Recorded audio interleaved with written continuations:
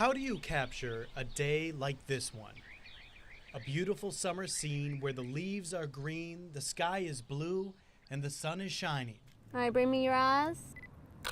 As the saying goes, a picture is worth 1,000 words. That is amazing. This is not your average photo shoot. Y'all are beautiful. 16-year-old Madeline McCormick is having professional pictures taken for free, but they still come with a cost.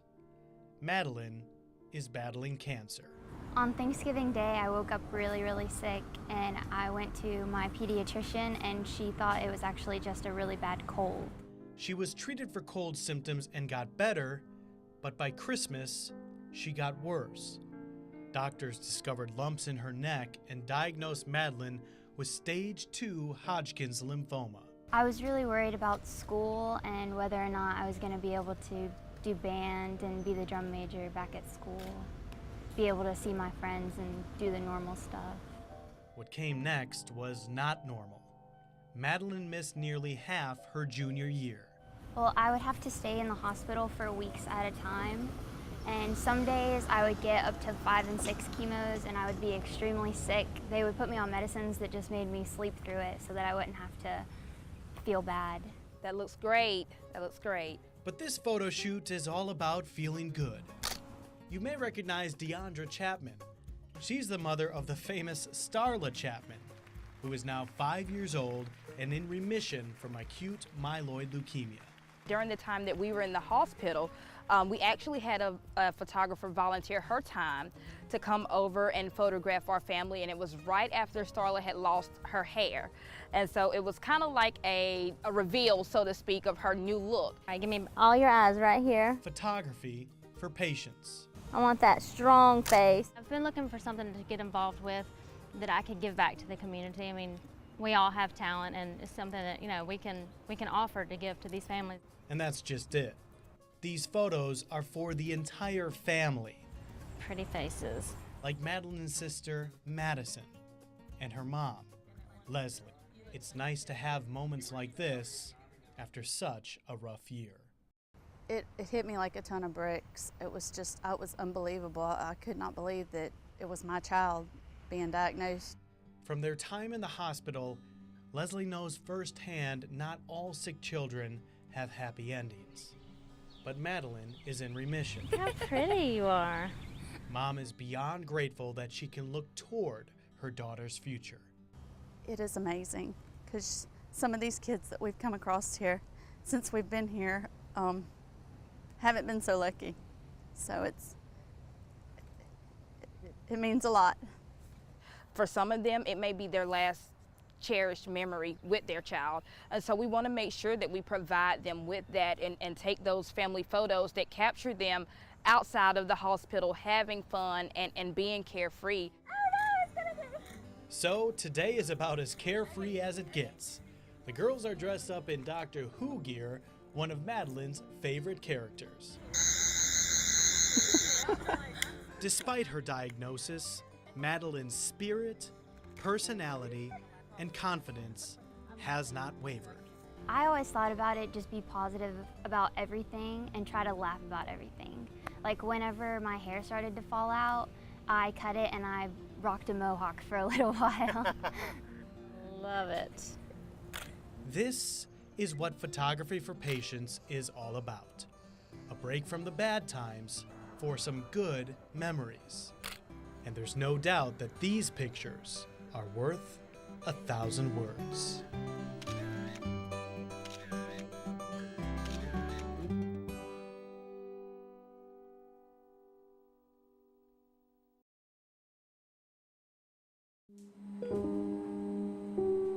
Author James is in his early 50s. He's prepped and ready for surgery.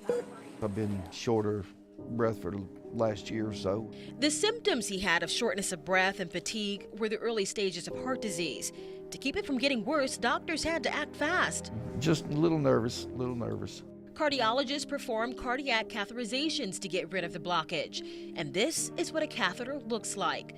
A flexible tube about 2 millimeters around, or the width of a grain of rice. It's used to insert the stent that will help keep the coronary artery open and improve blood flow to James' heart. The Achilles heel of putting in a stent has typically been bleeding complications. So again, if you take that out of the equation altogether with a radial procedure, it adds to the benefit for the patient. Typically, the access point is in the groin area, but as you just heard, doctors at Fairhope's Thomas Hospital are going for something more radical: catheterization via the wrist. That's right, doctors accessing your body's circulatory system through your wrist. Then using dye to show where the cath is traveling, they thread the tube towards your heart and insert the stent. To close that access point, doctors use a compression device called TR. Right, see, the procedure takes about an hour to perform, and then once they're finished, doctors will take this TR band and put it on the patient's wrist. It holds pressure on the artery so the patient can walk around more freely. It's a less stressful option for patients, but doctors say the real benefit here is fewer complications. Heart disease is the #1 killer in America, but you don't have to end up in the OR if you maintain a healthy lifestyle. Is it really that simple, though? No smoking, maintain exercise, and a good diet? Yes, it is. I mean, it is that simple. There's no question there's some patients that are much more prone to coronary disease from a genetic predisposition. However, again, with good diet and exercise, you really can prevent a lot of it. James admits he hasn't done the best job in taking care of himself. He's had 2 heart attacks and smoked a lot. What he wants now is simple. Hopefully I'll come out of this breathing with, not being so short of breath. That, and to be around for his 4 children and grandkids.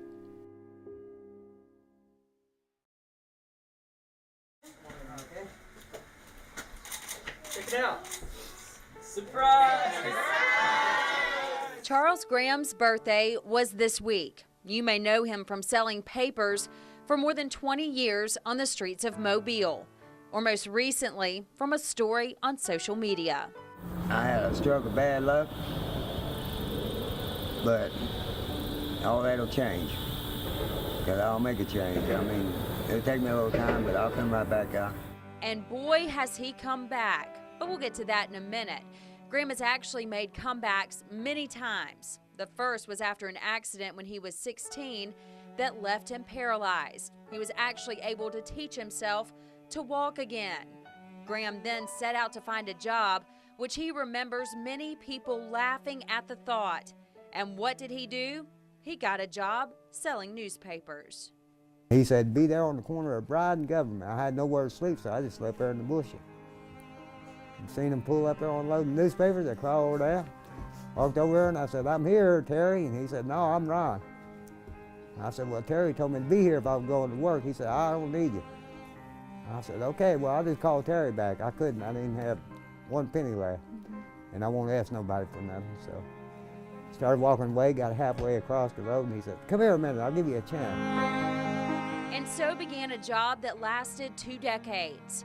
Over that time, Graham met many people, including Jeremy Mayfield, who after taking Graham to lunch some 10 years ago, has been a friend ever since.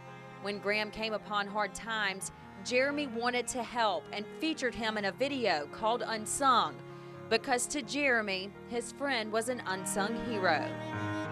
And I can honestly say that one meeting, that one encounter, changed the way that I think about people, and the way that I view humanity, and the way that I see the inherent dignity and value and the worth of every single human being.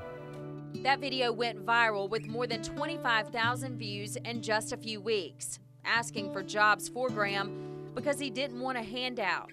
He wanted to work. Now, let's get back to this.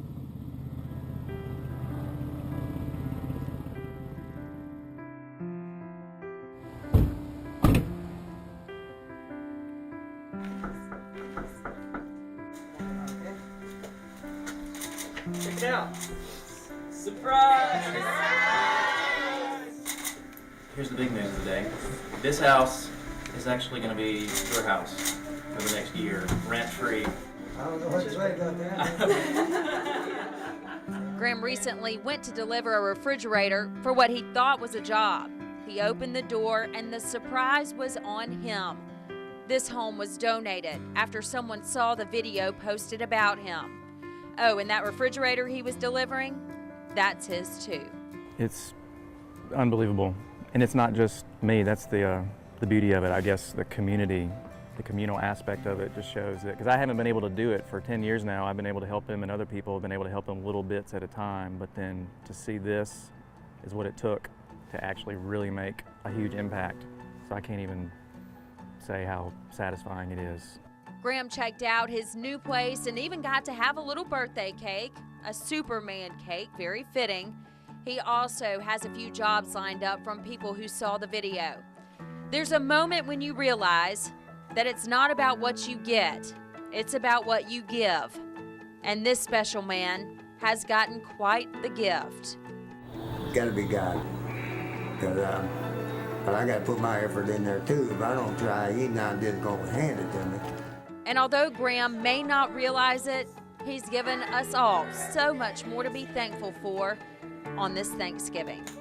Reporting from Mobile, Chastity Bird, Fox 10 News. All right, this is me and a buddy of mine. James Glisson's house contains a lifetime of memories. Now this picture of my wife when she was young here, when she hooked me, you know. Most of them happy. This is where my crew caught a barracuda. But others reminders of the tremendous sacrifices and hardships of World War II. I was crying and praying that I'd come back home alive, because so many got killed every day. I know God saved my life. That life began in 1926 in Sneads, Florida, and it wasn't an easy childhood. We was real poor, and a lot of times they'd pick on me. You know, I wore patched overalls, and my mother would patch them, you know, and to wear to school, you know. In addition to being poor, Glisson was bullied for being Native American, and going home wasn't necessarily a refuge.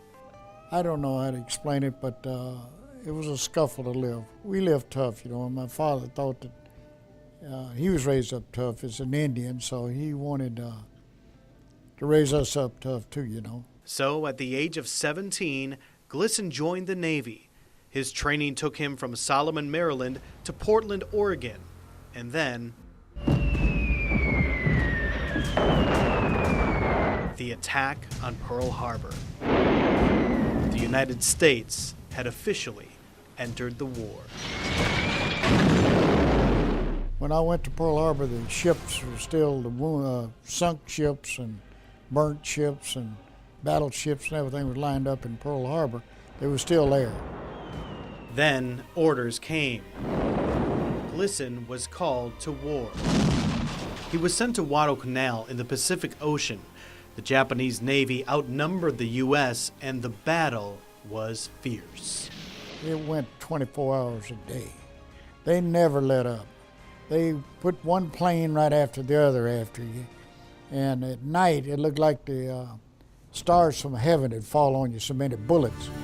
As they neared Okinawa, planes began to attack. A ceasefire was ordered by the U.S. for fear of friendly fire, but Glisson saw a kamikaze plane scouting a U.S. communication ship. Men were about to die.